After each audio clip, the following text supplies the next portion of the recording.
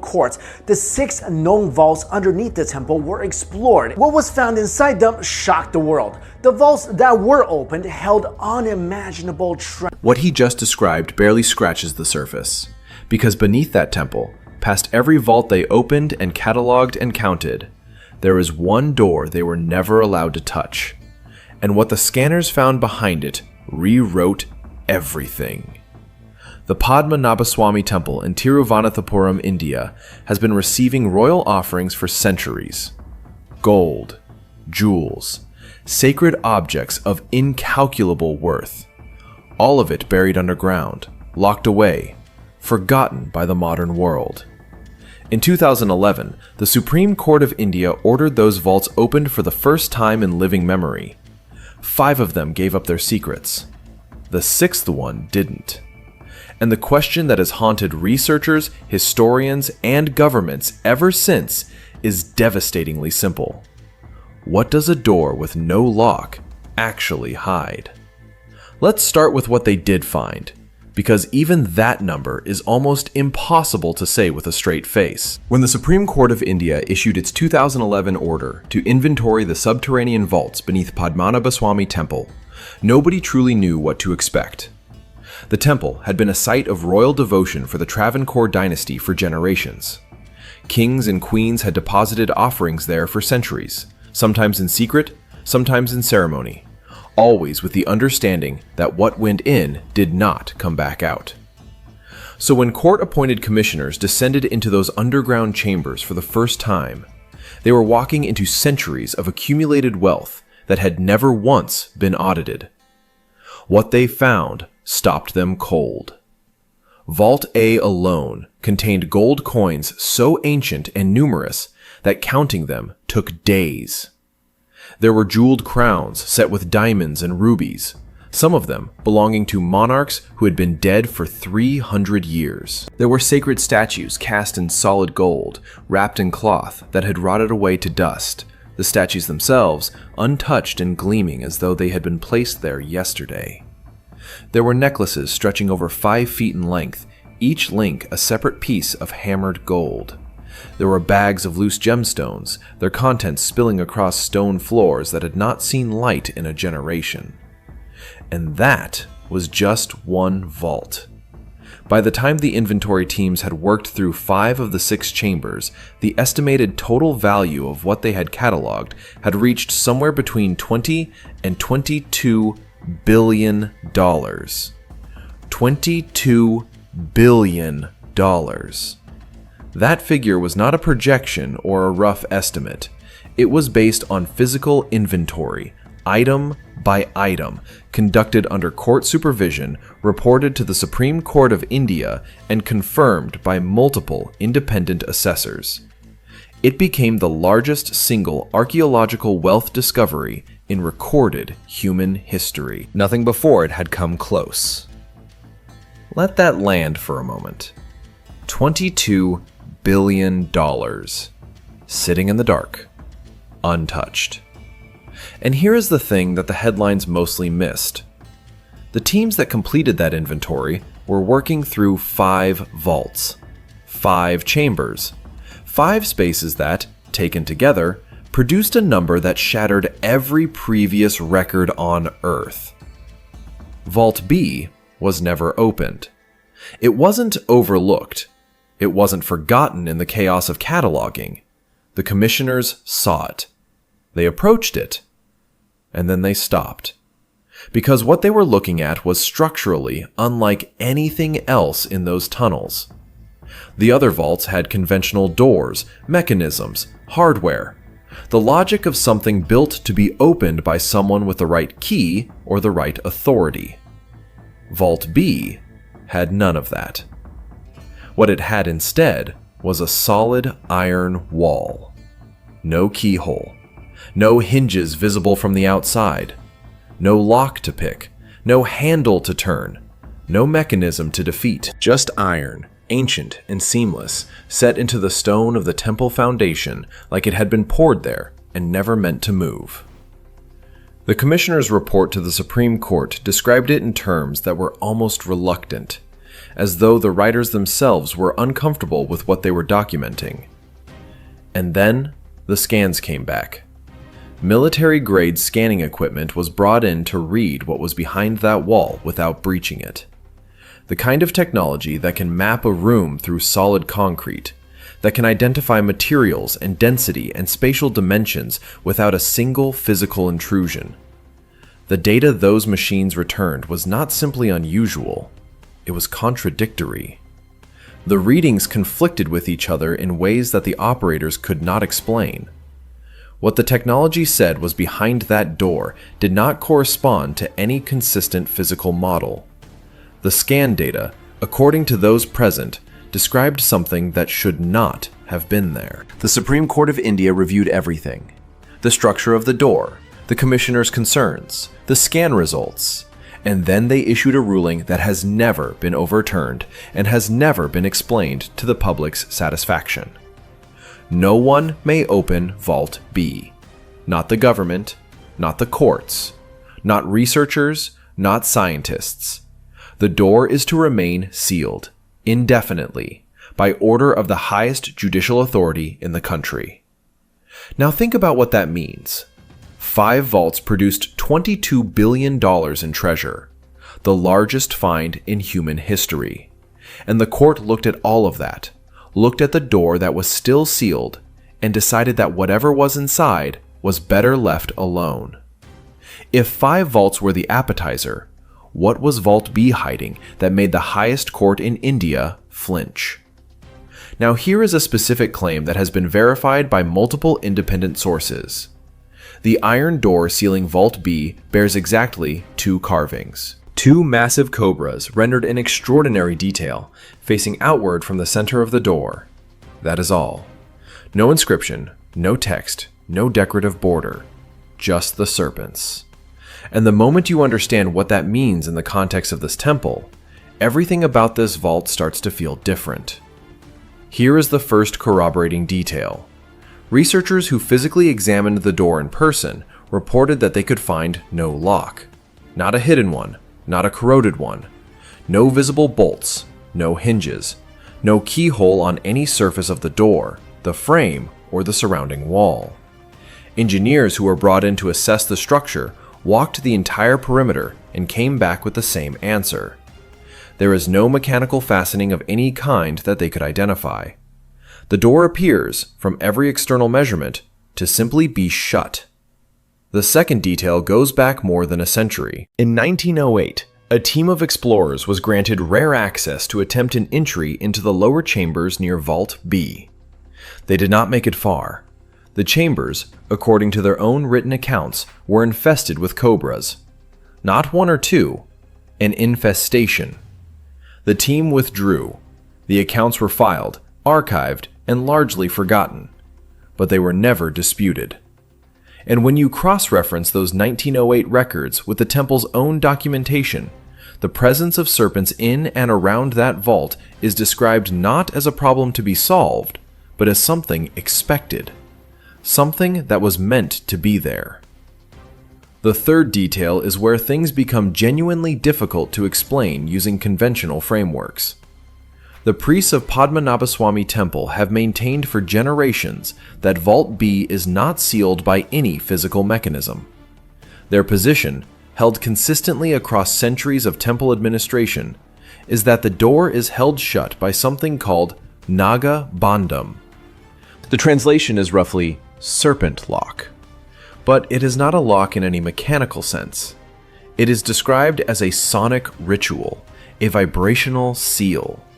A binding placed on the door through specific chants performed by specific practitioners, which can only be undone by those same practitioners performing those same chants in the correct sequence. The priests are not being poetic when they say this. They are stating it as operational fact, as the reason no tool, no drill, no force should be applied to the door. Now, you can receive that information however you choose. You can file it under mythology, you can file it under tradition. But here is what makes that difficult. Every physical examination of the door has failed to produce an alternative explanation. No one has found the lock. No one has found the hinge mechanism. No one has produced a conventional engineering answer for how a door of that mass and age remains sealed without visible hardware. The priests say it is Naga Bandham. The engineers say they cannot find anything else. And those two statements, from opposite ends of the knowledge spectrum, are currently pointing at the same unanswered question. If there is no mechanical lock holding that door shut, what exactly is holding it shut? That question alone might be enough to stop an investigation in its tracks. But the team that came to Padmanabhaswamy did not stop there. They brought equipment. They brought the kind of technology that can see through stone, through iron, through solid earth. And what the scanners found on the other side of that door is what turned this from a historical mystery into something that the scientific community genuinely struggled to categorize. Here is the specific claim.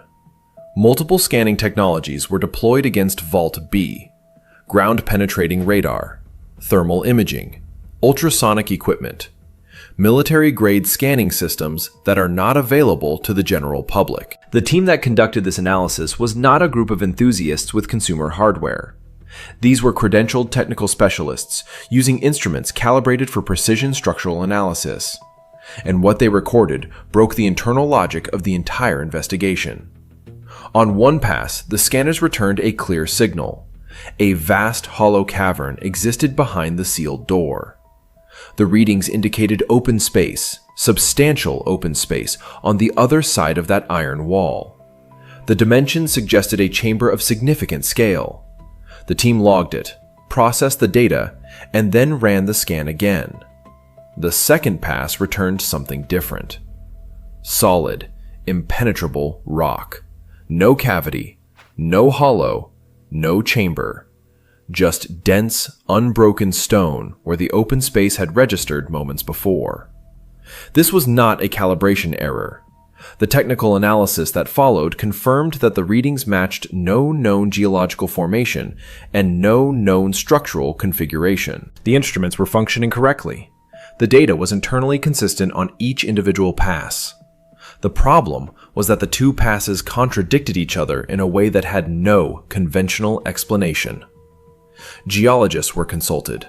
Engineers reviewed the datasets. The conclusion was the same each time. The readings matched no known structure. Then came the object.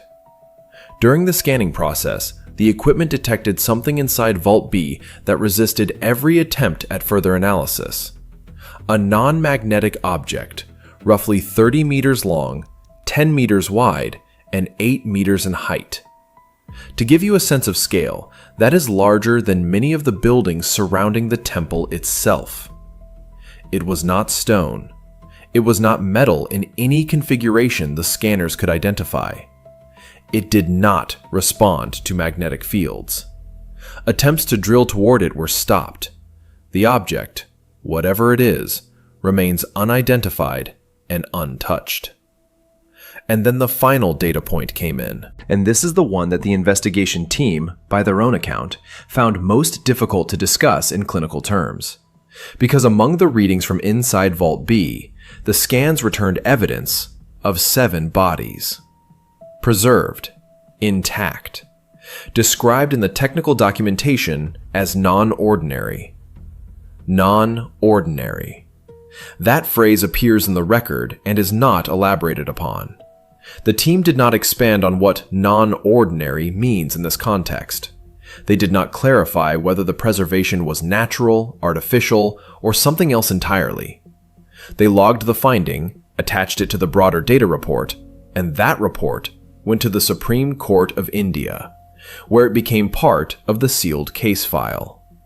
7 preserved bodies, a 30-meter object that resists all identification, scan readings that contradict themselves in ways that defy geological explanation, and a door with no visible lock that is not opened in living memory or recorded history. Whatever is inside Vault B is not nothing. The data makes that clear. But the data also refuses to tell us what it actually is. And someone with the authority to demand answers looked at all of this and made a decision that may be the most significant part of the entire story. Start with this specific claim. The records from the 1880s, compiled during early British-era documentation of the temple's holdings, describe Vault B as the largest chamber in the entire complex, by a significant margin. The other 5 vaults, the ones that contain the gold statues and the gem-encrusted crowns and the diamonds and the $250 billion in cataloged treasure, those were described as secondary chambers. Vault B was the primary one. That distinction matters when you run the numbers. And someone did run the numbers. The extrapolation is straightforward, if staggering. If the secondary chambers held $250 billion at modern gold prices, and Vault B is the largest chamber by a substantial measure, and Vault B has never been opened or cataloged, then the estimated value of what could be inside Vault B approaches $1 trillion. $1 trillion. That figure is not the product of wishful thinking. It is a proportional estimate derived from the documented holdings of the smaller chambers and the recorded dimensions of Vault B relative to the rest of the complex. Peter Allen Ryan, an antiquities valuation specialist who reviewed the available documentation, stated publicly that the Padmanabhaswamy situation was unlike any ancient discovery he had personally encountered in decades of work. His framing was precise. He was not speaking in superlatives for dramatic effect. He was making a professional assessment. The combination of documented holdings, unverified primary chamber, and legal inaccessibility placed this case in a category he had no prior reference point for. Then there is the position of the Travancore royal family, the family that administered this temple for generations, that oversaw the accumulation of this wealth across centuries of royal patronage and trade, issued a formal statement during the Supreme Court proceedings. Their position was unambiguous. Vault B is spiritually protected. It must not be disturbed. This was not presented as sentiment or preference. It was presented as a matter of consequence. The family's belief, held and transmitted across generations, is that opening the vault without the correct ritual protocols would cause harm. Not metaphorical harm, actual, physical harm to those who attempt it, and potentially beyond. That belief was entered into the court record, alongside the scan data, alongside the valuation estimates, alongside the testimony of engineers who could not find the lock and geologists who could not explain the readings. All of it went before the Supreme Court of India, the highest judicial authority in the country. And the Supreme Court looked at a $1 trillion chamber. It looked at scan data that defied categorization. It looked at 7 preserved bodies and an unidentified 30-meter object. It looked at a door with no visible lock and a royal family warning of spiritual consequence. And then the Supreme Court of India made a ruling that no one who followed this case expected. A ruling that did not order the vault opened. A ruling that did not order it studied. A ruling that, in effect, sealed the question itself. Permanently. Officially. With the full weight of the nation's highest legal authority behind it. The court agreed with the family, and then it went further than anyone anticipated. Some doors are locked not by iron, but by the weight of what's behind them. Door B may stay sealed forever.